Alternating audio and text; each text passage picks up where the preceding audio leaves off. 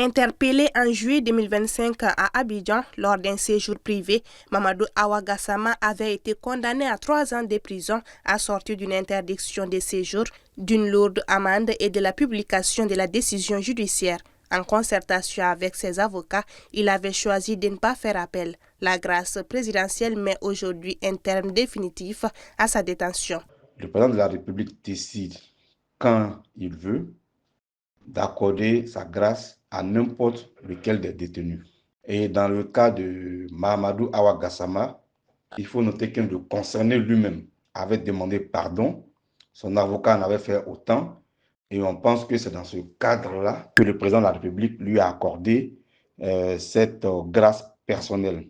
En plus de cela, peut-être que les éléments qui ont favorisé, qui ont permis d'avoir cette grâce, c'est sûrement l'âge de Mahamadou Gassama. Son conseil s'est félicité de cette mesure de clémence qu'il interprète comme un message fort en faveur des principes de justice, de liberté et de fraternité unissant les peuples maliens et ivoiriens.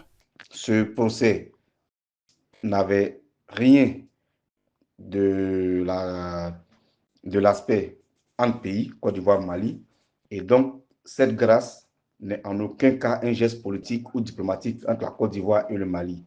D'ailleurs, je ne me souviens pas d'avoir entendu les officiels du Mali se prononcer sur son arrestation. Certains estiment que le président de la République a fait preuve de magnanimité et a permis à un citoyen non ivoirien de regagner sa famille et son pays.